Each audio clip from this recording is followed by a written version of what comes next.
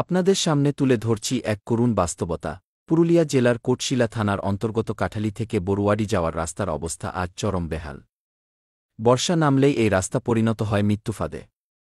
কাদামাখা এই পথে প্রতিদিন স্কুলে যায় আমাদের ভবিষ্যৎ প্রজন্ম, গ্রামের ছোট ছোট ছেলেমেয়েরা। ভোরে বইখাতা নিয়ে বেরোয় তারা, পা রাখে কাদার ভেতর, পিছলে পড়ে যায়, তবুও থেমে যায় না। কারণ শিক্ষাই একমাত্র পথ। কিন্তু সেই পথে কি আছে নিরাপত্তা?